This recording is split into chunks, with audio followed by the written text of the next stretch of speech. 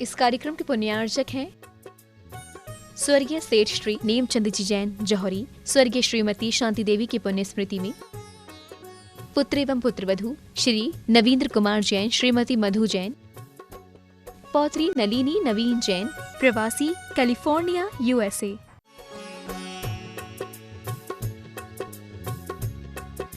तो यहाँ प्रस्तुत किया जा रहा है इस ऐतिहासिक गजरत पद यात्रा गगन विहार में भगवान पार्श्वनाथ स्वामी का झांकी रूप समूसरण चलेगा। वहीं प्रभु जी चलेंगे सत इंद्रों के साथ। हमें 32 मुकुटबद्ध राजाओं की जरूरत है। जो भी नाम देना चाहते हैं वे अपने नाम यहाँ स्क्रीन पर जो नंबर दिख रहे हैं या तीर्थ कमेटी के नंबर पर देकर अपने नाम की स्वीकृति प्रदान कर सकते हैं। साथ ही मंडलेश्वर महामंडलेश्वर के नामों की भी आप स्वीकृति प्रदान कर आप इस गौरवशाली यात्रा में ऐतिहासिक यात्रा में अपूर्व पुण्य लाभ ले सकते हैं। और ये अवसर है मात्र 5 और 6 दिन का, जबकि 25 तारीख को दोपहर में 1 बजे तपोदय तीर्थ बिजोलिया से भगवान पार्श्वनाथ जी गगन विहार पद यात्रा प्रारंभ होगी और यह 2 तारीख को सायंकाल में समापन को प्राप्त होगी। इस यात्रा में भगवान जिनेंद्र देव की महाशांति धारा प्रतिदिन होंगी। अभिषेक करने का सौभाग्य मिलेगा और सौभाग्य मिलेगा संघपति बनकर आपको यात्रा करने का। ये सौभाग्य अभूतपूर्व अवसर हैं। आप इन अवसरों में जिसका भी लाभ लेना चाहते हैं हम तक अपने दूरभाष यंत्र से सूचना पहुंचा दें, जिससे कि आपके नामों की घोषणा हो सके। महानुभाव, यह सब परम पूज्य गुरुदेव मुनि पुंगव सुधा सागर जी महाराज की कल्पना और उनके आशीर्वाद का परिणाम है कि हमें 2855 वर्ष बाद भगवान जिनेंद्र देव के उसी समूसरण रूप केवल ज्ञान स्थली से प्रथम समूसरण स्थली की ओर विहार करने का सौभाग्य मिलेगा। यह अवसर आप सबके लिए भी अपूर्व पुण्य का अवसर के रूप में परिवर्तन होने वाला है। आप इस यात्रा में 1008 पदयात्रियों में धर्म ध्वज लेकर प्रस्थान कर सकते हैं। आप अपने बेटा बेटियों को लांतव, आप अपने बेटा बेटियों को अष्टकुमारी बना सकते हैं, आप लोकांतिक देव बना सकते हैं, षट कुमारी देवियां बना सकते हैं। ये ऐसे विकल्प हैं जिनमें आप अपना सहयोग भी प्रदान कर सकते हैं। आप दुनिया के किसी भी देश में विराजित हों, आप इस पुण्य के सौभाग्य से अवसर से जुड़ना चाहते हैं तो आप अपने नाम यहाँ हम तक पहुँचा सकते हैं, जिससे कि जिनवाणी चैनल के माध्यम से संसार के समस्त भक्तों तक आपके नाम की सूचना पहुँच सके। आप सहयोग राशि भी दे सकते हैं। हजारों भक्त इस यात्रा में चलेंगे, उनके भोजन का पुण्यार्जन आप कर सकते हैं, उनके एक टाइम का आतिथ्य आपकी ओर से हो सकता है, उनका सत्कार आपकी ओर से हो सकता है। जिन नगरों में ये भगवान जिनेंद्र देव की भव्य रथ यात्रा, गजरत यात्रा, समूसरण विहार हो, उन नगरों को आप अपने पहुंचकर उन नगरों को सजा भी सकते हैं, संवार सकते हैं, तीर्थ को सजा सकते हैं और संवार सकते हैं। यह अवसर ऐसा है, आप अपनी चंचला लक्ष्मी का अधिकतम सदुपयोग कर भगवान जिनेंद्र देव की इस ऐतिहासिक यात्रा में अपूर्व पुण्य का लाभ ले सकते हैं। आइए तो हम इसमें इंद्र बने। इंद्र के लिए 1 लाख रुपए की राशि रखी गई है, उसमें आपको बग्घी प्रदान की जाएगी। आपके परिजन भी उसमें आ सकेंगे, आप स्वयं बैठ सकते हैं, अपने परिजनों को उस रथ यात्रा में बिठा सकते हैं और सौभाग्य ले सकते हैं आप उपेंद्र का। आप 51,000 रुपए की राशि के साथ प्रतीन्द्र बन सकते हैं। आप मंडलेश्वर महामंडलेश्वर के रूप में भी आप अलग से आपको वाहन उपलब्ध होगा, उसमें जा सकते हैं। आप 32,000 मुकुटबद्ध राजाओं में आपको यहाँ से ड्रेस मिलेगी, मुकुट हार मिलेंगे, आपके सारे आवास की और भोजन की व्यवस्था यहाँ तपोदय तीर्थ क्षेत्र कमेटी व्यवस्थित रूप से और बहुत ही शानदार रूप से करने जा रही है। महानुभाव, ये ऐसा अवसर है जब भगवान जिनेंद्र देव की इस रथ यात्रा में हम अपूर्व पुण्य अवसर लें। कल पूज्य गुरुदेव कह रहे थे, हम विधान पंचकल्याण आदि करके पुण्य तो लाभ लेते हैं, लेकिन हम जब यात्राएं करते हैं, वाहनों से सफर करते हैं, तो वहाँ सुरक्षित कैसे रहें। गुरुदेव कह रहे थे, हम कभी संतों के साथ 4 कदम चले हों तो हमारा जीवन सुरक्षित होगा।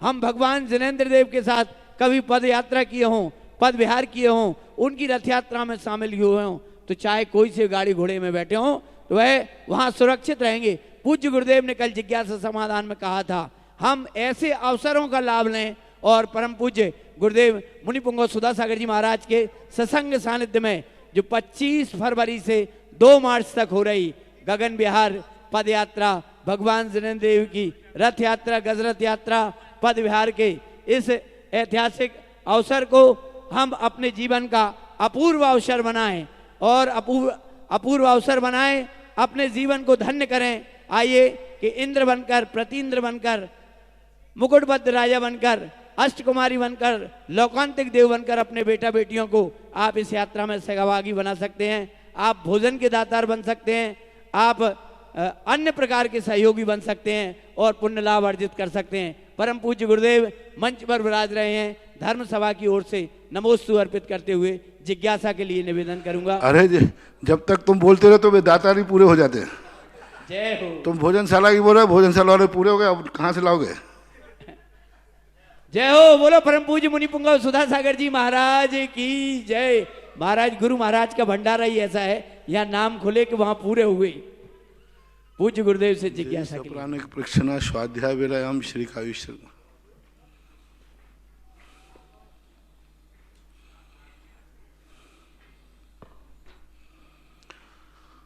नमो रिहंताणम नमो सिद्धाणम नमो आयर्याणम नमो वज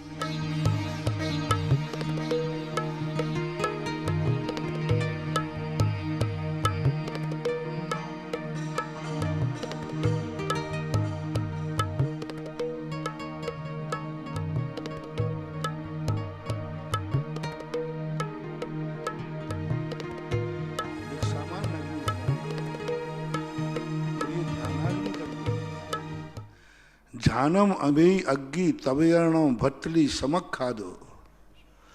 ध्यान रूपी अग्नि के द्वारा व्यक्ति अपने शरीर को इतना जला देता है, आत्मा इतनी निखर के विशुद्ध हो जाती है कि उसमें पुनः जीवों की उत्पत्ति नहीं हो पाती और जो जीव रहते हैं वो समाप्त हो जाते हैं। जैसे आपकी अग्नि जलती है तो जहाँ जलती है वहाँ की उस मिट्टी में अब घास नहीं उगेगा, जो घास था वो जल गया। तो वहाँ ध्यानाग्नि एकत्व वितर्क नाम का जो ध्यान है, उस ध्यानाग्नि में इतनी ताकत होती है कि शरीर में से कोई भी निगोदिया जीव अब पुनः जन्म नहीं ले सकेगा, ऐसा मानना चाहिए।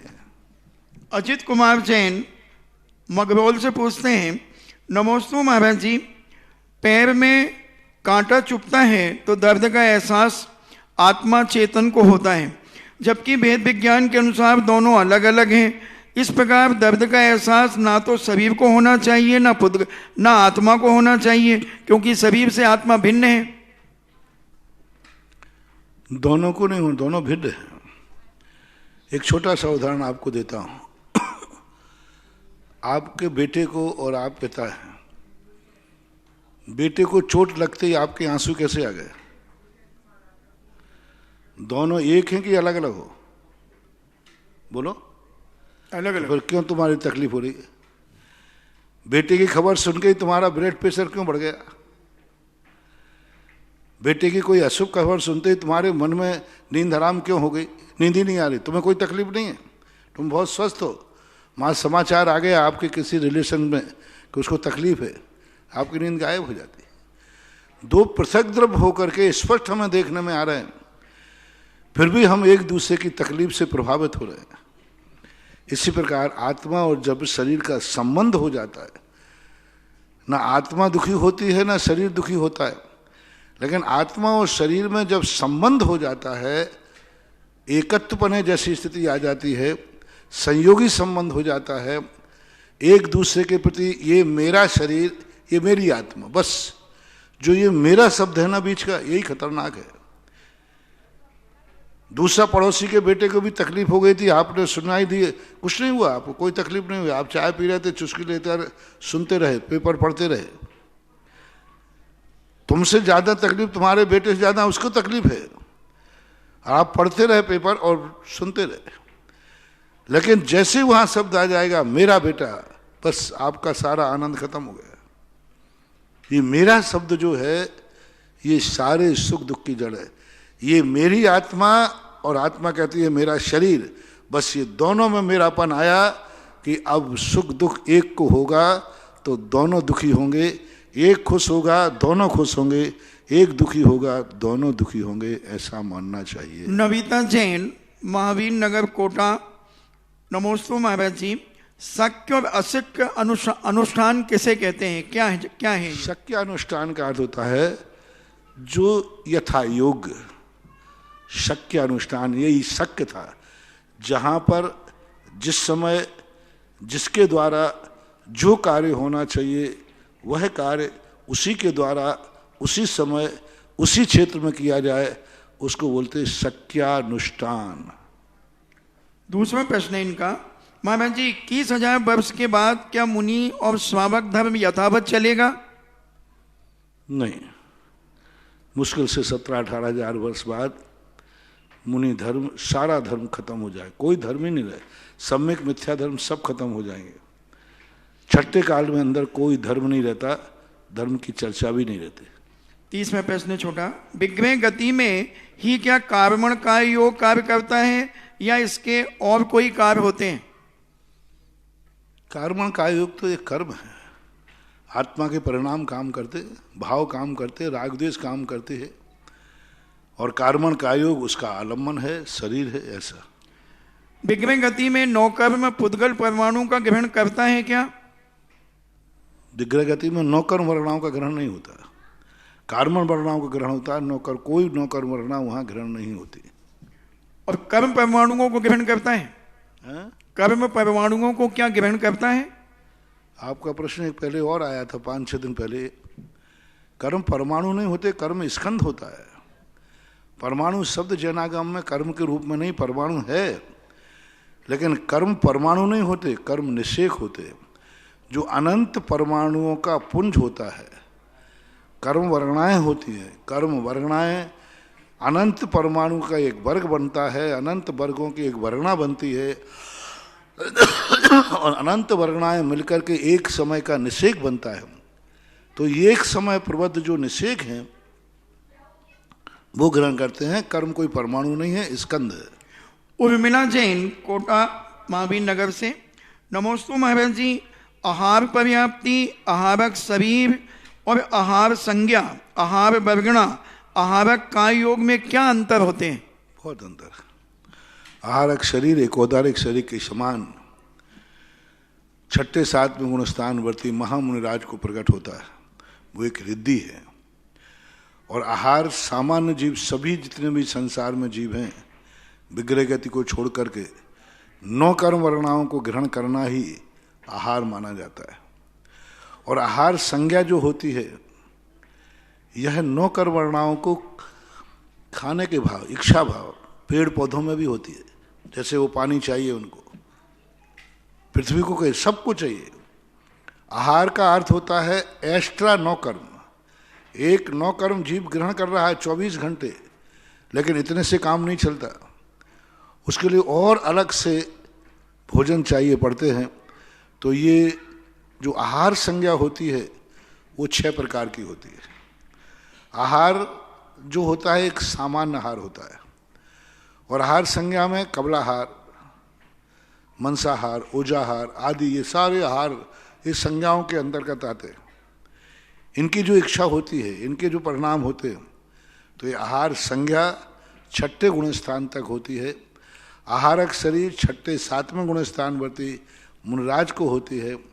और आहारक जो वर्गणाएं हैं, आहार वर्गणाएं जो होती हैं, ये संसारी सभी जीवों के लिए 13वें गुण स्थान तक निरंतर आहार वर्गणाएं ग्रहण करता रहता है। मुकेश गंगवाल बाबा से पूछते हैं, नमोस्तु महाराज जी, आपने हमारे माता पिता बनकर के ही ऐसे उपकार कर दिए, मैं आपके आभार को कैसे प्रकट करूं, कृपया कर हमें समाधान दीजिए। जीवन ही बदल दिया आपने। जिस उद्देश्य से तुम्हारा जीवन बदला है उस उद्देश्य को पूर्ति करना ही उपकारी के ऊपर उपकार होता है, ऐसा राजवार्तिक में पूज्यवर अकलंक स्वामी महाराज ने कहा है। अशोक जैन अशोकनगर मध्य प्रदेश से पूछते हैं, नमोस्तु महाराज जी, आपने जिज्ञासा में बताया था कि श्री सम्मेश शिखर जी की पावन रज किसी को अपने मकान बनाने में, नींव आदि में नहीं डालना चाहिए, परंतु घर में रखी हो तो उसे हटा देना चाहिए। क्या चाहे बीमार दुखी के माथे पर लगाने के लिए मैंने रखी थी? रखने के लिए कोई बाधा नहीं है। अपने पूजा गृह में पवित्रता के रूप में रखने में कोई बाधा नहीं। रखने में और नींव में डालने में अंतर है। रखने के बाद तो आपकी उसके प्रति श्रद्धा है, आस्था है, कोई बाधा नहीं, लेकिन नींव में डालने के बाद आपका एक अलग पर्पस बन जाता है, रखने में कोई बाधा नहीं। संध्या जैन मदर टेरेसा नगर जबलपुर से, नमोस्तु प्रभु, मैंने कई बार ग्रंथों में क्रमबद्ध पर्याय और क्रमवर्ती पर्याय पढ़ा, बहुत कोशिश की समझने की, मगर अच्छे से समझ में नहीं आया। गुरुवर आपके मुख से इन दोनों को अगर परिभाषा आदि सहित समझा दें तो हमें बहुत जल्दी समझ में आ जाएगा। पहली बात तो क्रमबद्ध पर्याय किसी जैन शास्त्र में है ही नहीं, आपने कहाँ से पढ़ लिया? किसी भी जैनागम में, किसी भी शास्त्र में, आचार्य प्रणीत शास्त्र में, आर्ष परंपरा में, कहीं भी कुंद स्वामी की परंपरा में, कहीं भी क्रमबद्ध पर्याय ये शब्द ही नहीं है जैनाचार्यों में। क्रम शब्द मिलेगा, बद्ध शब्द मिलेगा, पर्याय शब्द मिलेगी, लेकिन क्रमबद्ध पर्याय शब्द नहीं मिलेगा। क्रमबद्ध पर्याय शब्द गधे के सींग के समान है। गधा भी है, सींग भी है, लेकिन गधे के सींग नहीं। तो ये क्रमबद्ध पर्याय गधे के सींग के समान है। अब गधे के सींग में कहां से लाओ? और तुमने पता नहीं कौन सा गधा देख लिया जिसके सींग थे। होली के दिन जरूर कोई बना दे गधे के लपेट करके हाँ, होली में कोई गधे के सींग बना करके ऐसे लगा देवे और रस्सी से बांध देवे तो संभव है। एक क्रमबद्ध पर्याय ऐसे ही गधे के सींगों की है। गधे लोगों ने एक क्रमबद्ध पर्याय को कहीं से आविष्कार किया है, ज्ञानी लोगों ने नहीं। जैनाचार्यों ने क्रमवर्ती, क्रमशः, क्रम भुवः, ये 3 शब्दों का प्रयोग किया। क्रमबद्ध पर्याय यदि तुम मानोगे तो ऐसा मानना पड़ेगा जैसे डिब्बे में पुड़ी रखी हुई है, कुछ पुरुषार्थ नहीं करना, एक एक उठाते जाओ, खाते जाओ। सुजैनागम में मानता नहीं। अब इसी को दूसरे रूप में कह रहा हूं। क्रमवर्ती पर्याय, गेहूं में पुड़ी, दोनों में कितना अंतर है? डिब्बे में पुड़ी, अब तुम्हें कुछ करना है, मात खाना है। गेहूं में पुड़ी,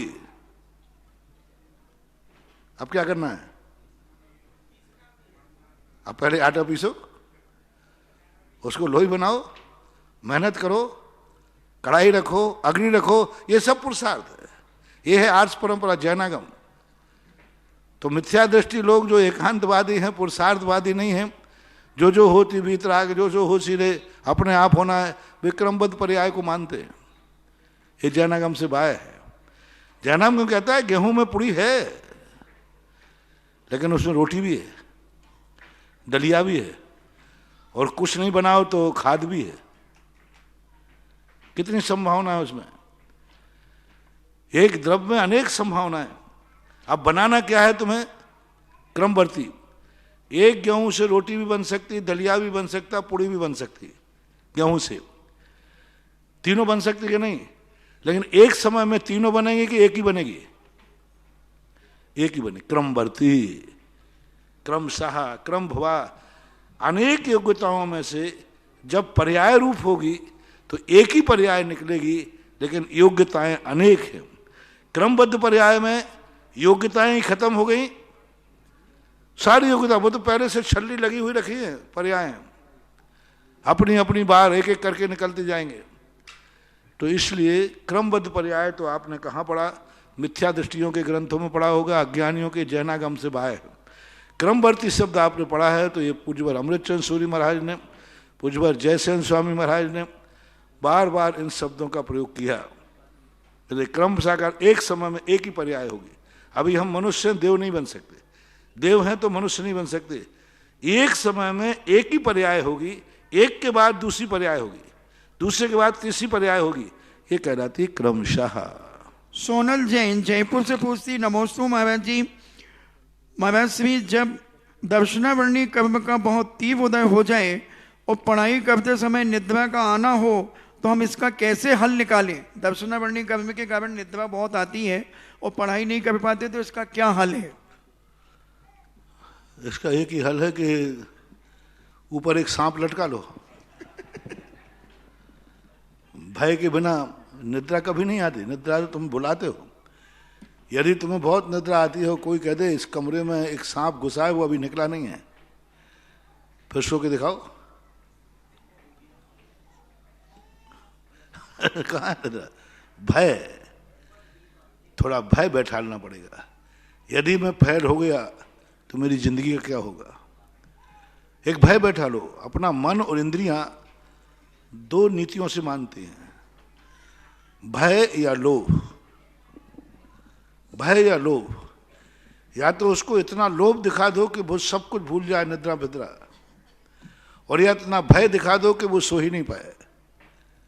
तो आप पढ़ने के लाभ दिखाइए मन को, देख पढ़ लेगा तो जिंदगी में ये कुछ पा जाएगा, कुछ बन जाएगा।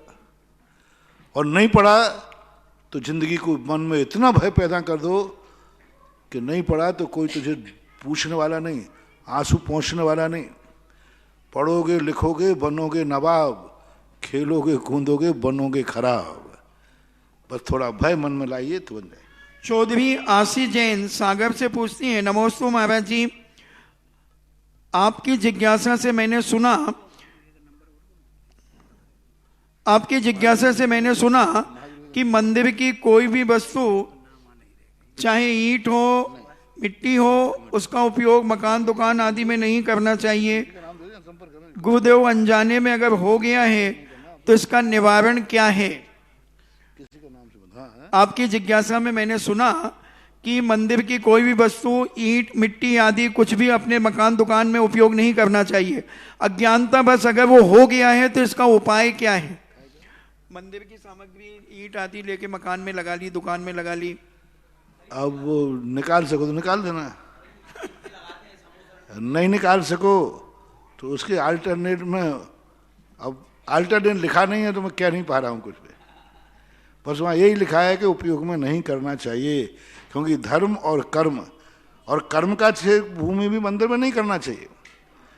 किसी मकान के लकड़ी का पत्थर आदि जो लगे रहते हैं सामान, उनको कम से कम पहले तुरंत डायरेक्ट नहीं कर सकते, फिर उसको पहले पड़े रहना दो 6 महीने तक, बरसात गर्मी सब उसके अंदर निकल जाए, फिर उसके बाद प्रयोग करते हैं तो प्रक्रिया प्रोसेस में आ जाती है। यदि ऐसी चीज़ों का प्रयोग करना है, जैसे मंदिर का पत्थर है पड़ा है, तो कम से कम 6 महीने में उसके ऊपर 2-3 ऋतुएं निकल जाए।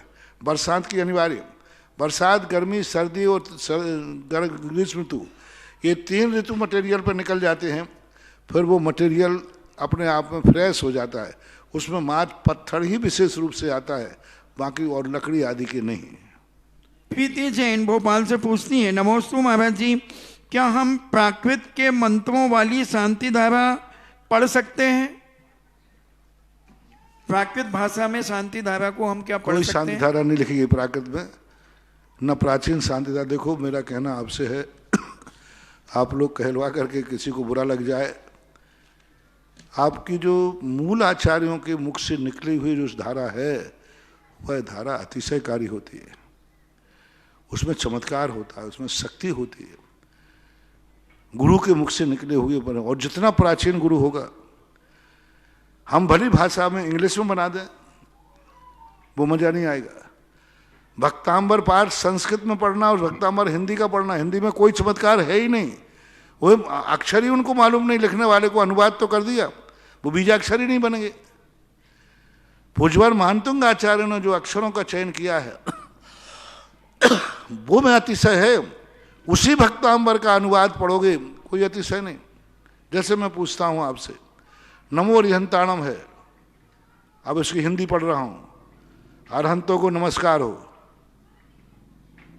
अब मंत्र करूं? ये कहते महाराज जी मुझे नमो अरिहंताणम नहीं बोलने आता, मैं माला बोलूं, अरहंतों को नमस्कार हो, सिद्धों को नमस्कार हो, आचार्यों को नमस्कार हो, उपाध्यायों को नमस्कार हो, लोक के सब साधुओं को नमस्कार हो, ये जाप मान लिया जाएगा?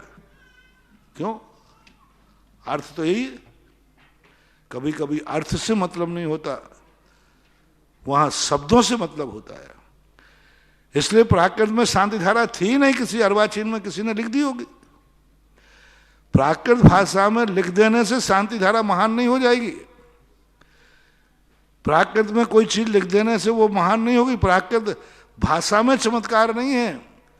उन भाषा को कितने बड़े आचार्य ने अपने मुख से बोला है और कितना प्राचीन है, उसमें अतिशय होता है। इसलिए शांति धाराओं के दुनिया में चक्कर मत पड़ो, क्योंकि ये नियम है, जो वस्तु जितनी चमत्कारी अतिशयकारी होगी उतना ही उसका माल, नकली माल बाजार में बिकता है, डुप्लीकेट निकल जाता है। अच्छी वस्तु का नकली निकलता है, बुरी वस्तु का कोई नकली नहीं निकालता। असली वस्तु जैसे ही बाजार में उसकी ख्याति बढ़ी, कितनी ख्याति बढ़ी, जैसे नकली माल चालू हो जाता है। पहले किसी ने भी शांति धारा नहीं निकली, हजारों साल से अपन देख रहे हैं, किसी ने शांति धारा ना हिंदी में ना प्राकृत में किसी ने, क्योंकि उसका मूल्य नहीं था, कोई पूछता ही नहीं था किसी का चलते। अब जब शांति धारा की महिमा यहां से बताई गई और शांति धारा के चमत्कार हुए, तो लोगों ने नकली दुकानें खोलना चालू कर दी, क्योंकि अब शांति धारा के नाम पर लोग दीवाने हो गए।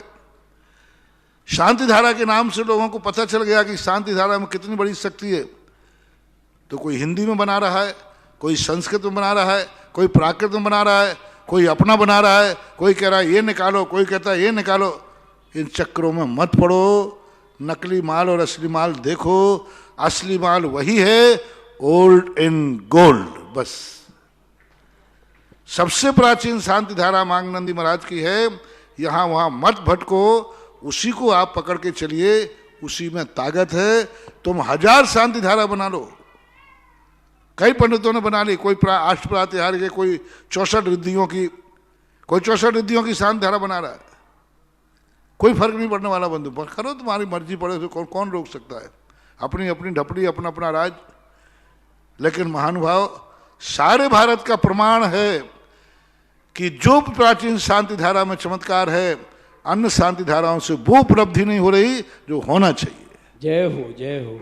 इसलिए सब लोग कृपया करके, जो मंदिरों में हैं, साधु संत हैं, गृहस्थ हैं, प्राचीन शांति धारा निर्दोष है, क्यों प्राचीन आचार्यों को पीछे करके आगे आना चाहते हो? क्यों प्राचीन आचार्यों की शांति धारा की उपेक्षा कर रहे हो? उसी शांति धारा की महिमा गाओ ना, उसी को दुनिया के सामने प्रस्तुत करो, उसी की महिमा बढ़ाओ, तो तुम्हारी भी महिमा बढ़ेगी और शांति धारा की तो महिमा है ही। अमित जैन मेरठ से पूछते हैं, गुरुदेव मेरा कोटि कोटि नमोस्तु। गुरु में मेरी जिज्ञासा यह है कि भगवान के ऊपर छत्र एक ही परिवार के द्वारा चढ़ाना चाहिए या 3-4 परिवार मिलकर के उस छत्र को चढ़ा सकते हैं? छत्र में कोई बाधा नहीं, मूर्ति को छोड़ करके बाकी सब में मिल करके कैसे रूप में चढ़ा सकते हैं। श्रीमती चंदा जैन आष्टा से पूछती हैं, नमोस्तु महाराज जी, तत्वाव सूत्र जी के 6वें अध्याय के सूत्र क्रमांक 12 में सातावेदनी कर्म के आश्रव के प्रकरण में शौच मिति जो पूरा सूत्र है, उसमें इस शब्द का क्या अर्थ है? शौच मिति। शौचम इति ही संस्कृत में है। यानी शौच यानी निर्लोभता, लोभ से रहित। जितना व्यक्ति लोभ से रहित अपने जीवन को करेगा, उतना ही ज्यादा उसको देवगति का बंध, शाता वेदनी का बंध, पुण्य प्रकृतियों का बंध होता है। शौच के 2 अर्थ होते हैं। एक तो 9 कर्म, शरीर से प्रति अरुचि भाव। शौच धर्म में आप लोग 10 लाख क्षण में पढ़ते हैं ना, सागर के जलसों शुच कीजिए तो भी शुद्ध न हुई, ऐसे आदि आप पढ़ते हैं। तो इसको शरीर के प्रति भी है। शरीर के प्रति जितना ममत्व भाव कम होगा, राग भाव कम होगा, वो साता वेदनी के बंध का कारण होगा। और जितना अपन शरीर के प्रति राग भाव करेंगे, साता वेदनी उतनी कमजोर बनेगी। दूसरा, परिणामों की अपेक्षा लोभ कषाय के ऊपर ले जाते हैं कि शौच में लोभ कषाय जितनी कम होगी उतना ही ज़्यादा हमें साता वेदनी का अनुभाग शक्ति बढ़ेगी। अमित जैन पुलगांव से पूछते हैं, नमोस्तु महाराज जी, अगर स्वप्न में भगवान का अभिषेक देखने का क्या फल होता है? अच्छा फल होता है। परम पूज्य गुरुदेव मुनि पुंगव सुधा सागर जी महाराज के जिज्ञासा समाधान को दुनिया के 122 देशों में बैठे भक्त अपने घर में टेलीविजन के आगे सुन रहे हैं, जिनवाणी चैनल के माध्यम से, उन सब की ओर से, उपस्थित समस्त भक्तों की ओर से बारंबार नमोस्तु नमोस्तु नमोस्तु। परम पूज्य गुरुदेव के शुभ आशीर्वाद से भगवान पार्श्वनाथ स्वामी गगन विहार पद यात्रा रथ यात्रा महामहोत्सव 25 फरवरी से 2 मार्च तक होने जा रहा है, जो तपोदय तीर्थ बिजौलिया से प्रारंभ होगा और चमड़ेश्वर तीर्थ जहां भगवान पार्श्वनाथ स्वामी का प्रथम समूह शरण लगा था, वहां तक यह रथ यात्रा जाएगी। इस समूह शरण विहार में 26 तारीख की प्रातःकाल के आतिथ्य सत्कार का सौभाग्य प्राप्त किया है श्री शांतिलाल जी, बाबूलाल जी, जम्बू कुमार जी, पारस कुमार जी, सुलोरिया परिवार ठुकराई श्रीनगर ने। जोरदार तालियों के साथ अभिनंदन करूंगा, आपने यह सौभाग्य प्राप्त किया है। साथ ही 11,000 रुपये ज्ञान प्रकाश जी, श्रीमती रजनी जैन CA, सृष्टि जैन कानपुर की ओर से 11,000 रुपये स्वर्गीय श्रीमती शशि जैन धर्मपत्नी प्रमोद कुमार जैन सराफ गुना ने उनकी स्मृति में दिए हैं। 11,000 रुपये अरविंद नीरू अर्पण जैन अम्बाला कैंट, 15,023 रुपये सुशीला जैन अजमेर की ओर से भेंट किए गए हैं। वहीं 16,000 रुपये की राशि श्री दिगंबर जैन हिसार महिला मंडल बड़ा जैन मंदिर ने भी इस यात्रा में सहयोग निधि के रूप में भेंट की है। महानुभाव, यह अभूतपूर्व अवसर है। हजारों लोग पूज्य गुरुदेव के साथ भगवान के श्री समूह शरण के साथ विहार करेंगे। इस ऐतिहासिक यात्रा का महासंघपति बनने का सौभाग्य आज कमेटी ने निर्णय लिया है। महासंघपति बनने का सौभाग्य 21 कलश की राशि के साथ पूज्य गुरुदेव के आशीष के साथ पूरे परिवार को मिल सकता है। यह अभूतपूर्व अवसर है जब संपूर्ण पद यात्रा का संघपति आपको बनने का सौभाग्य प्राप्त होगा। आपको सौभाग्य प्राप्त हो सकता है 5 कलश की राशि के साथ 1 दिन के संघपति बनने का आपको सौभाग्य मिलेगा। हरी झंडी दिखाने का आपको सौभाग्य मिलेगा। प्रभु के अभिषेक में शामिल होने का आपको सौभाग्य मिलेगा। पाद प्रक्षालन का, और यह पूरी कमेटी आपका बहुमान कर आपको गौरवान्वित करेगी। दोनों समय के लाइव कार्यक्रमों में भी आपके परिवार को सम्मान के साथ बग्गी मिलेगी। बग्गी के साथ आपका पूरा परिवार यह सौभाग्य अर्जित कर सकता है। आप बन सकते हैं इस महामहोत्सव के श्रावक श्रेष्ठी, और यह ऐतिहासिक अवसर 1 दिन के लिए 2 कलश 2,51,000 रुपए की राशि के साथ यह सौभाग्य आप अर्जित कर सकते हैं। इस हेतु आप यहाँ कमेटी के नंबर पर, यहाँ तपोदय तीर्थ क्षेत्र कमेटी के नंबर पर आप या लाइव प्रसारण में यहाँ जो नंबर यहाँ चस्पा किए गए हैं, इन पर आप अपने नामों का की घोषणा कराकर यह सौभाग्य प्राप्त कर सकते हैं। इस महामहोत्सव में आप इंद्र बनकर अपना सौभाग्य जगा सकते हैं। आइए, इंद्र के रूप में श्री सत्येंद्र जैन, मौसमी जैन सागरी और अहमदाबाद ने अपना नाम प्रेषित किया है। भाई श्रीमती देवी, महावीर प्रसाद, श्री मनीष ज्योति जी ठोलिया, सीकर बेंगलोर ने भी अनुमोदना रूप वो यहाँ इस महोत्सव में शामिल नहीं हो रहे, लेकिन इन दोनों परिवारों ने अपने नाम प्रस्तुत किए हैं। पूज्य गुरुदेव, इनकी जिज्ञासा है, क्या जो लोग उपस्थित नहीं हो पा रहे और अपनी उपस्थिति इंद्र के रूप में कराना चाहते हैं, तो इसका क्या फल है? पूज्य गुरुदेव क्यों नहीं कर सकते? हमारे यहाँ कृत और कार्यत और अनुमोदना 3 है। बहुत सारे लोग हैं जो कभी अपना स्वयं, इसीलिए तो रखा गया है। ये खोज जैनाचार्यों की असाधारण है। कभी कभी परिस्थितियां ऐसी हैं स्वयं नहीं कर सकते, लेकिन हम दूसरे को कर सकते हैं। इसी के बल पर टिका हुआ है सारा मोक्ष मार्ग। हम करवा भी नहीं सकते तो कम से कम जो कर रहे हैं उनकी अनुमोदना कर सकते हैं। हम भगवान नहीं बन सकते, लेकिन जो भगवान बने हैं उनकी हम जय तो बोल सकते हैं। जो भगवान बने हैं उनका गुणानुवाद तो कर सकते, क्या है अनुमोदना ही तो है। अनुमोदना से हम भगवान हैं। जब तुम मंदिर में जाते हो अनुमोदना से तो भगवान बन रहे हो, अनुमोदना से तुम्हारा भगवान बनना चालू होगा। जैसे ही तुमने भगवान की जय बोली, भगवान का गुणानुवाद किया, भगवान की तुमने प्रशंसा की, भगवान को देखकर तुम आह्लाद भाव में आए, आप अनुमोदना से भगवान बन गए। शुरू हो गया आपने, क्योंकि आपने अनुमोदना कर दी, वो भगवान बने हैं, हमने जयकार बोली। वो मुनि महाराजों की गुजार, वो मुनिराज बने हैं, आपने उनको नमोस्तु किया, आपका मुनिराज बनना चालू हो गया। अनुमोदना से मुनिराज बन गए। मुनिराज को नमोस्तु करते ही आप अनुमोदना से महाराज हो गए। जैसे आपने उनको हार दिया अनुमोदना से महाराज हो गए। जैसे आपने उनकी जयकार बोली आप अनुमोदना से महाराज हो गए। कार्यत में स्वयं नहीं बन पा रहे हैं, दूसरा व्यक्ति बनना चाहता था, उसको समस्या थी। हमारे एक मनोज्ञ की भैयावृत्ति आई, वो कार्यत ही होता है। हम तो मुनि बन नहीं पाएंगे, लेकिन कोई बन रहा है, लेकिन वो किसी कारणों से नहीं बन पा रहा है, उसकी परिस्थितियों को दूर करवा दिया और मुनि बना दिया। द्वारका में जब आग लगी, पूज्यवर जिनसेन स्वामी महाराज कहते हैं, द्वारका में जब आग लगी तो कृष्ण जी कहते हैं देखो जिनको मुनि बनना है बनाओ, मेरी तरफ से छूट है, कोई परेशानी हो तो बताओ, मैं तुम्हारे लिए कराऊंगा, मैं नहीं बनूंगा, मेरा भाव नहीं हो रहा। तो कार्यत के द्वारा भी हम धर्म कर सकते, दूसरों को बना करके कर सकते।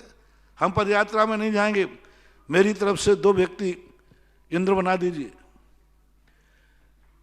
ज्ञानोदय में जब मुनीश्वरनाथ भगवान का महाभिषेक हुआ और सांगानेर के अंदर जब जो अक्षर अक्षत मूर्ति भूगर्भ से जो प्रकट हुई थी, भूगर्भ वाला चैत्यालय निकला था, उस समय 10,000 लोगों ने अभिषेक कराया अनुमोदना से। जय हो जय हो जय 10,000 कलशों के द्वारा 100 कलश लेके व्यक्ति ने लिए।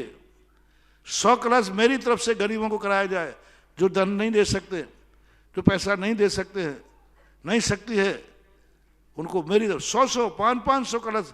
एक एक व्यक्ति ने कहा कि नहीं मैं नहीं आऊंगा, आप तो लिखिए 500 कलश की राशि क्या है, लिखिए 100 कलश की राशि लिख दीजिए, 100 कलश की राशि। उन्होंने कहा 5 लाख रुपया मैं भेज रहा हूं आपको, आप 100 गरीब लोगों के लिए कलश निःशुल्क। 10,000 लोगों ने अभिषेक किए जिनका क्षमता नहीं थी।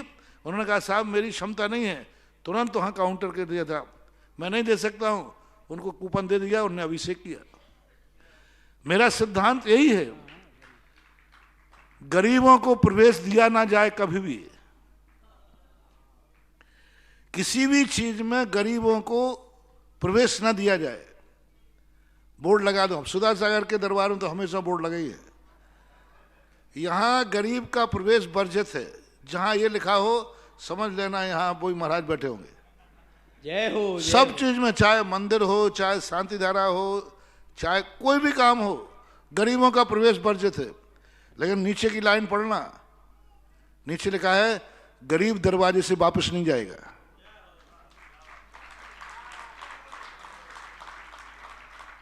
गरीब का प्रवेश वर्जित है और गरीब खाली हाथ नहीं जाएगा, वो कार्य करेगा। जय हो जय हो। उसका तरीका यही है कि डबल पुण्य कराओ, कि जो सेठ लोग नहीं आ पा रहे, नहीं कर सकते, उनको कैसे मौका मिलेगा। आज कृत शब्द की बहुत ज्यादा हो रहा है, कारत शब्द खत्म ही हो गया। तो उनको जो सेठ लोग नहीं आ पा रहे, नहीं कर सकते, विदेशों में बैठे हैं, उनको पुण्य लाभ कैसे दूं। वो तो यहां आ नहीं पाएंगे महोत्सव में, वो तो महोत्सव में चल नहीं पाएंगे। अमेरिका में बैठे भावना है उनकी, मैं भाई पद यात्रा पे करूं, नहीं कर पाएंगे। तो यहाँ की पद यात्रा अमेरिका वाले को पुण्य दे सकती है, वो अपनी तरफ से किसी को, मेरी तरफ से तुम चलना। जय हो जय हो। देखो 2 काम हो गए, गरीब को इंद्र बनने का मौका मिल गया और अमीर का पुण्य हो गया। हर क्षेत्र में ऐसे ही करना चाहिए। अमीरों के लिए, जो सेठ लोग पैदल नहीं चल पाएंगे, वो कहेंगे नहीं साहब देखो मैं तो पैदल चल नहीं पाऊंगा, इतनी दूर कैसे चैलेंज करूंगा, महिलाएं हैं पैदल चल नहीं पाएंगे, नहीं मेरी तरफ से 2 गरीब महिलाएं पैदल चलाएंगे, 2 व्यक्तियों को इंद्र बना दो मेरी तरफ से, वो बनेंगे इंद्र। हम तो आपको घर बैठे बैठे भी कर सकते हैं। इसलिए अनुमोदना का बहुत बड़ा महत्व होता है, कारत का बहुत महत्व होता है, करना चाहिए। और इसी दौरान लाइव प्रसारण से श्री आदिनाथ दिगंबर जैन महिला मंडल ने एक इंद्र बनने का सौभाग्य कृतकार्यता अनुमोदना के माध्यम से लिया नहीं, है। कृतकार्य- और इसी दौरान एक और घोषणा यहाँ आई है। कृत कार्य कैसे होगा? महाराज जी, उनकी तरफ से एक केंद्र कोई गरीब बनाया जाएगा महिला मंडल के, ये बोलो ना। कृत कार्य तो कृत कैसे हो गया ये बोलो कि इस महिला मंडल ने एक व्यक्ति कोई गरीब जो नहीं दे सकेगा पैसा, उसको इंद्र बना करके बग्गी या जो भी कितने प्रकार, कौन उपेंद्र के इंद्र है? इंद्र के ये नाम हाँ तो इंद्र है, तो उनकी तरफ से कोई ऐसे लोग आएंगे, आते हैं, खूब आते हैं। जय हो। आदिनाथ दिगंबर जैन महिला मंडल सांगानेर ने इंद्र के लिए एक स्वीकृति दी है और साथ ही सकल दिगंबर जैन समाज भीलवाड़ा ने एक समय इस पद यात्रा में चलने वाले सभी भक्तों के आतिथ्य का सौभाग्य प्राप्त किया है। जोरदार तालियों से उनके मंगल भावों की अनुमोदना। अगली जिज्ञासा लेकर आएंगे श्री अभय कुमार जी लोहाड़िया बेगू और तैयार रहेंगे जेके जैन जयपुर। परम पूज्य गुरुदेव के पावन चरणों में सादर नमोस्तु नमोस्तु नमोस्तु। महाराज श्री अरहंत सिद्ध आचार्य उपाध्याय 5 पंचपनेष्ठीय। अरहंत सिद्ध को तो हमने मंदिर हमेशा जाते हैं, हमेशा पूजन करते हैं, अभिषेक करते हैं, परंतु चलते फिरते भगवान के रूप में आज के तारीख में हम आपको देखते हैं महाराज जी। क्योंकि जितना आप मार्गदर्शन कर, आज के समय में मार्गदर्शन आप ही कर सकते हैं महाराज जी। जैसे आप सन 2000 में बेगू पधारना हुआ आपका महाराज जी, तो हम आपको मार्गदर्शन दिया कि भाई ऐसे करो आप, तो हमारा महाराज जी थोड़ा सा भाव जागृत हो गए। 8 दिन विराजे आप महाराज जी। दूसरी बार 2016 के अंदर बेगू पधारे महाराज जी, तो पंच कल्याणक तो हुई महाराज जी चेची के अंदर, और वो अब सौभाग्य बेगू समाज को मिला महाराज जी गजरत का, जो कि 11 किलोमीटर का पैदल गजरत ऐसा कैसे ही देव साथ गुरु के साथ निकला महाराज जी। बेगू वाले समाज वाले के तो केवल 300 आदमी ही थे, हजारों आदमी महाराज जी घेर समाज के थे। वो छतों पर एक एक बैठे थे महाराज जी, और वो आपको भगवान के रूप में देखते हैं। जय हो जय हो। वो हमेशा कहते हैं कि सुधा की महाराज का दर्शन हमें और कराओ। अभी महाराज जी फिर आपका बेगू पे पुकार हुआ महाराज जी। 26-27 तारीख को हम बेगू समाज की तरफ से एक दिन एक समय का भोजन की अतिथि शिविर का मांडलगढ़ कॉलेज के अंदर किया महाराज जी। तो हम ये चाहते हैं महाराज जी कि हमारे साथ क्या उपकार, आपको हमारे ऊपर क्या उपकार है, ऐसा क्या महाराज जी बेगू का पुण्य है कि आपका मतलब हमेशा हमें सानिध्य मिलता रहता है। देखो बात हो जाती है अशोक अभय अभय अभय महाराज जी हमेशा अशोक महाराज जी 1 मिनट, ये राशि अभय कुमार के पिताजी का नाम क्या था महाराज जी? राशि एक ही नाम है दोनों में। अभय कुमार जी के पिताजी का नाम क्या था महाराज जी? पिताजी का नाम अभय जो है।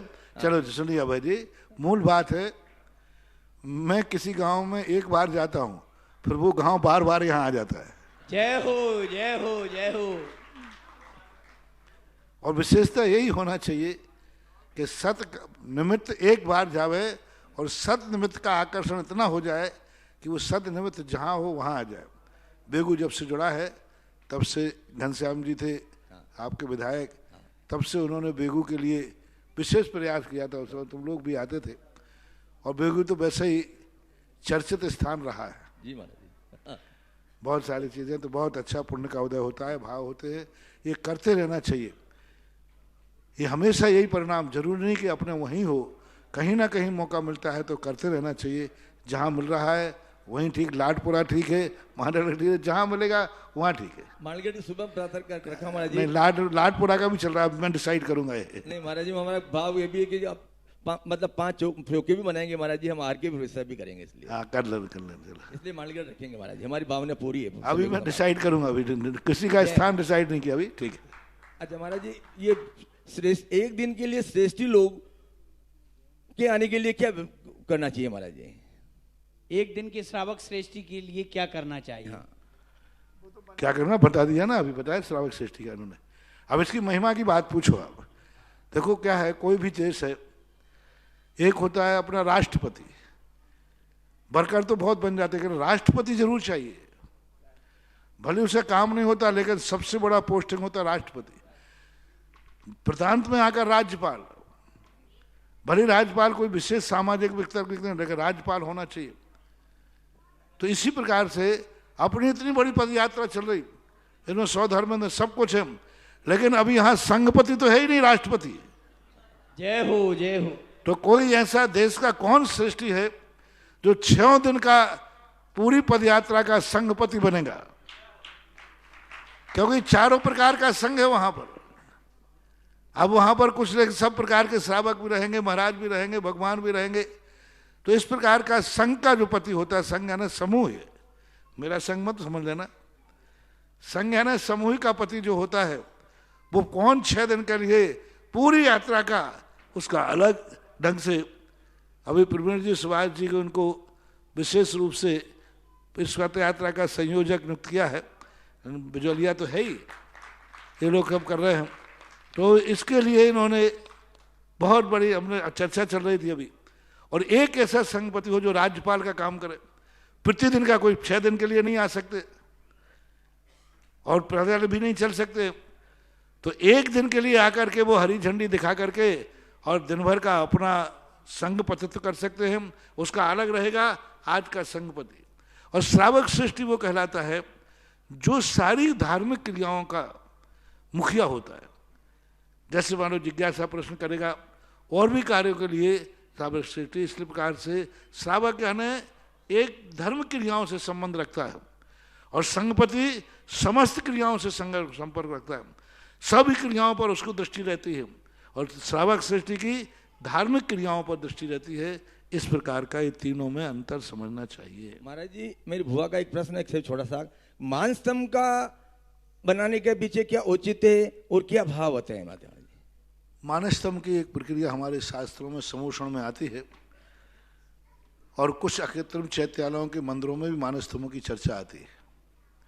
मूल रूप से तो समूषण के अंदर रहती है, और ऐसा बताते हैं कि उसको जाते ही सबसे पहले समूषण में मानस्तंभ को व्यक्ति नमस्कार करता है। जो मानस्तंभ के सामने नमस्कार नहीं कर सकता वो समूषण में भी प्रवेश नहीं कर सकता। तो मान का स्तंभ कराने के लिए, और दूसरा सामान्य रूप से दूर से भगवानों के दर्शन हो जाते हैं, ये लोक व्यवहार है, आगम में ऐसा कुछ नहीं लिखा, सबको दर्शन हो जाते हैं, यही इसका उपयोग मानना चाहिए। लेकिन आज के समय में मानस्तंभों को बनाना जरूरी नहीं है, नहीं बनाना चाहिए, अभी ना ज़्यादा होता है। और मानस्तंभ की जो प्रक्रिया होती है वो प्रक्रिया नहीं अपना करके मंदिर के सामने एक पिलर खड़ा हो जाता है तो मंदिर के अतिशय खत्म हो जाता है, क्योंकि मंदिर के सामने कोई अवरोध नहीं आना चाहिए और मानस्तंभ सामने ही बनते हैं। तो फिर इतनी दूर बनाओ कि मानस्तंभ की जितनी ऊंचाई हो उतनी ऊंचाई मंदिर के श्रृंगार चौकी सीढ़ी से उतनी दूरी, यानी मानस्तंभ को लिटाया जाए तो वो सीढ़ी को टच ना कर पाए। तो कुछ ऐसी समस्याएं हैं, जगह की कमी होती है, इसलिए इसके संबंध में ज्यादा विचार नहीं करना चाहिए। नमस्ते। इसी बीच इंद्र के रूप में श्रीमती चक्रेश, रजनी, दीपक, वरुण, अनंत जैन नई दिल्ली से नाम आया है। साथ ही एक नाम आया है श्री ताराचंद जी, हनुमान प्रसाद जी, महेंद्र कुमार जी, झांझरी परिवार, नैनवा। यहाँ झांझरी जी उपस्थित हैं। इनसे पूछते जाओ ये स्वयं बन रहे हैं कि ये बनाने के लिए दे रहे हैं? ये तो महाराज जी ठीक है, आप उससे जो बोल रहे हैं ना, ये स्वयं बनेंगे या इनकी तरफ से कोई गरीब आदमी बनेगा?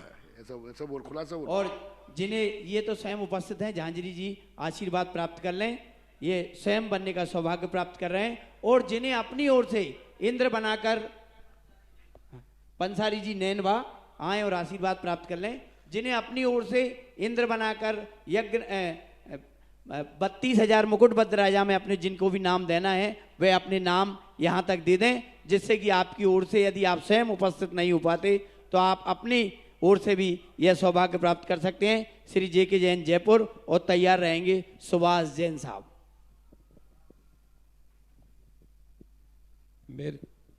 मेरे गुरुवर को मेरा पूरे परिवार का और नैमिसागर कोली जैन समाज का नमोस्तु नमोस्तु नमोस्तु। गुरुवार नैमिसागर में एक जैन मंदिर है, उस जैन मंदिर को गंगवाल परिवार ने आदरणीय राजनर जी गोदा के माध्यम से समाज को व्यवस्था के लिए सौंपा है। आदरणीय गोदा जी समाज के लिए जो भी काम करते हैं और जो भी कार्यक्रम अपने हाथ में लेते हैं वो इतना सफल होता है कि हम सोचते हैं कि इसके पीछे राज क्या है। आजकल उनका स्वास्थ्य भी ठीक नहीं रहता।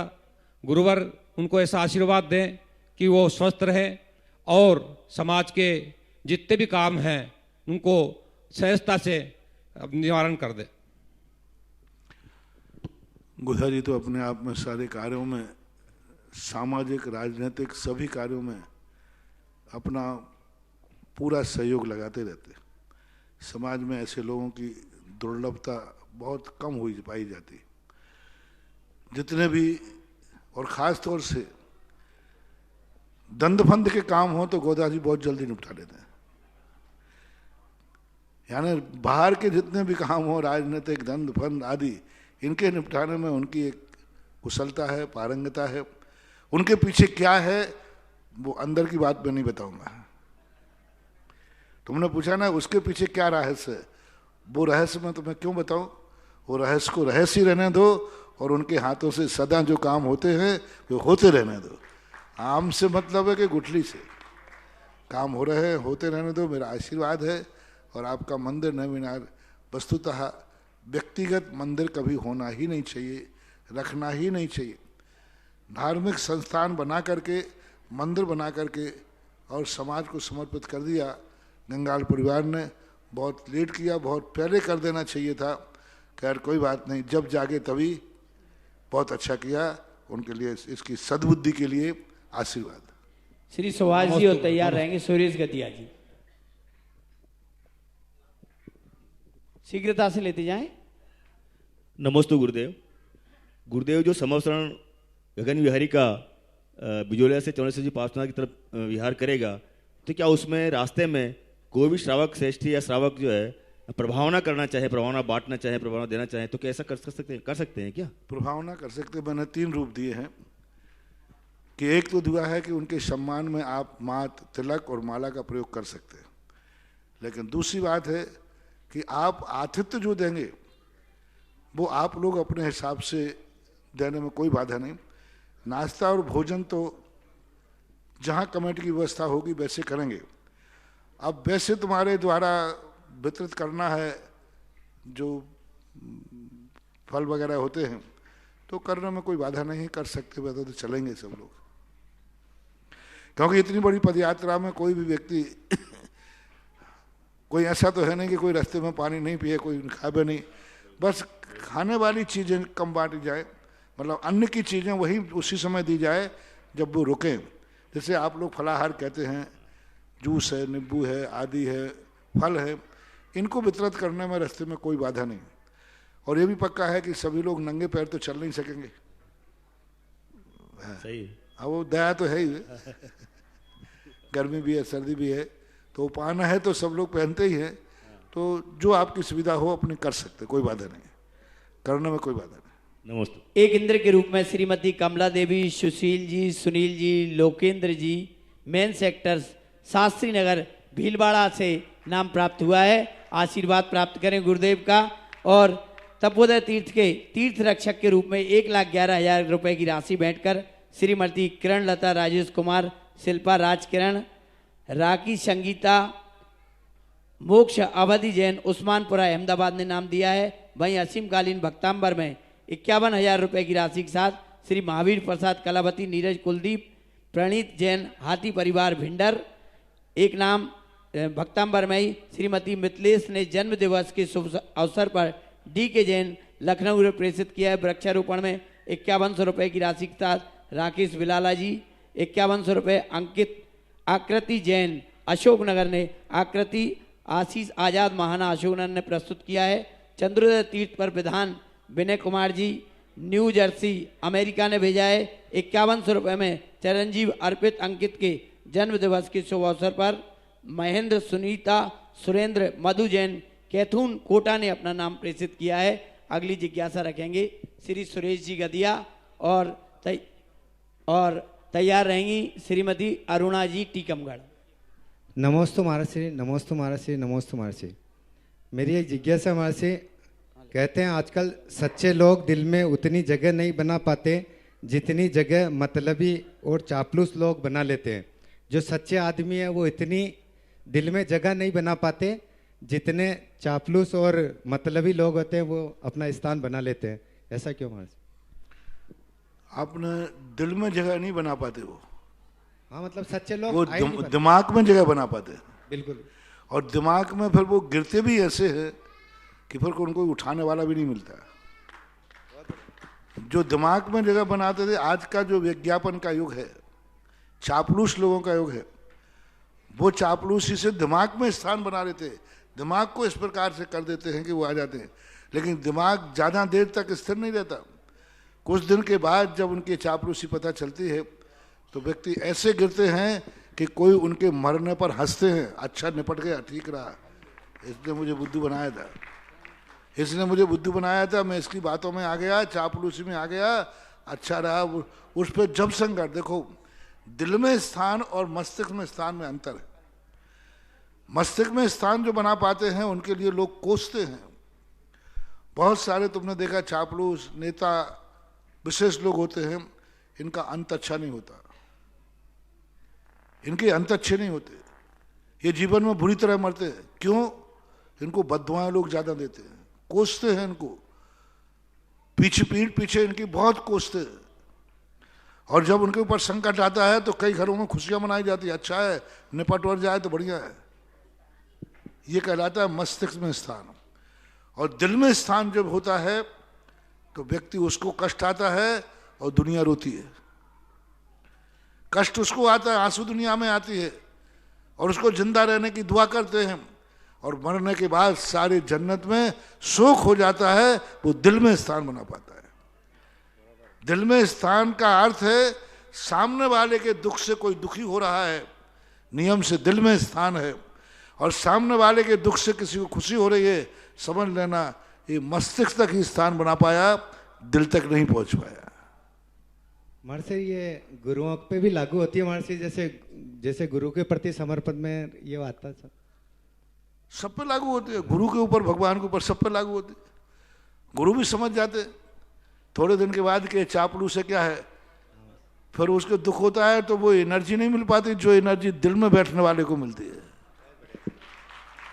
हाँ नमस्ते। दिल में, साधु के भी दिल में, साधु को हृदय में बैठाना और साधु के दिल में बैठना, वो एक अलग प्रकार की एनर्जी होती है। वो दुनिया में कहीं बैठकर नाम लेता है, उसका एनर्जी का मीटर स्थायी चालू रहता है। और चापलूसों के मीटर जो रहते हैं वे स्थायी नहीं रहते, फिर थोड़े बहुत कभी हो जाते हो, फिर ऐसे बंद होते हैं कि वे चालू ही नहीं होते। नमस्ते। अरुणा जी और तैयार रहें, यस बाकलीवाल मंदसौर। परम स्मरणीय, परम श्रद्धेय, प्रातः स्मरणीय गुरुदेव श्री मुनि सुधा सागर जी महाराज के चरणों में मेरा, मेरे पूरी परिवार का, गुणोदय अतिशय क्षेत्र का बारंबार नमोस्तु नमोस्तु नमोस्तु। महाराज श्री, मेरी जिज्ञासा है कि संसार में विरले ही जीव होते हैं जो मुनि और आरिका बनकर अपने जीवन का कल्याण करते हैं। हम जैसे लोग ग्रस्त अवस्था में जा चुके, तो महाराज जी हमारी ग्रस्त जीवन का सार्थकता किस चीज़ में है, ताकि जब हम लोगों के आयु का अंत आए तो हम भी सिर उठाकर कह सके कि हमने जीवन को व्यर्थ नहीं किया, इस जीवन में कुछ किया है। और महाराज जी दूसरा, कि हम स्वयं का किस तरह मूल्यांकन करें कि हम सम्यक दृष्टि है या नहीं। गृहस्थ जीवन का एक ऐसा जीवन है जिसमें दो मुखी चलना पड़ता है, एक और संसार और एक और परमार्थ। संसार को वो परमार्थ का साधन बना लेता है तो उसका गृहस्थ जीवन सफल हो जाता है। जो कुछ भी उससे मिला है उसमें वो धर्म की स्थापना कर लेता है। जो कुछ भी मिला है, जो पुण्य के हृदय से मिला है, उसको कहता है यह मेरा साधन होगा, धर्म मेरा साध होगा। जैसे मान लीजिए आपके पास आंखें मिली हैं तो वो कहता आंखें मेरी साधन होगी, प्रभु दर्शन मेरा साध होगा, मैं जीवों को देखकर चलूंगा, ये साध है, साधन है। धन मिलता है उसको, धन आता है तो वो साधन बना लेता है, इस धन के माध्यम से हम कुछ अच्छा करेंगे। तो जो जो वस्तु पुण्य के माध्यम से उसको मिलती है उसमें वो धर्म को पार्टनर बना देता है, हर चीज में पार्टनर बना देता है। अभी कल परसों मैंने कहा था हर महिला पुरुष को जब रोटी बनाते हैं उसे 2 रोटी ज़्यादा बनाना चाहिए। एक जो तुमसे अधिक पुण्यवान है उनके लिए, और एक उनको जो तुमसे कम पुण्यवान है, पुण्यहीनों के लिए। ये 2 रोटियां जिस घर में ज़्यादा बनती रहती हैं उस घर में कभी अन्न का अभाव नहीं होता। जय हो, जय हो। हर व्यक्ति को और रोटी का मैंने उदाहरण, 2 रोटी हमेशा ज़्यादा, 1 रोटी उसको जाएगी जो तुमसे अधिक पुण्यवान है।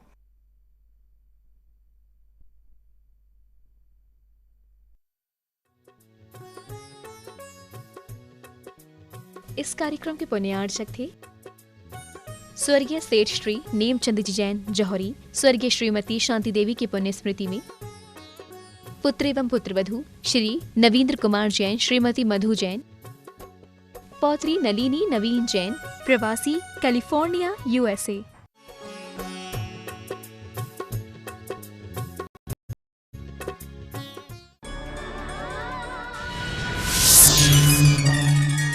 राजस्थान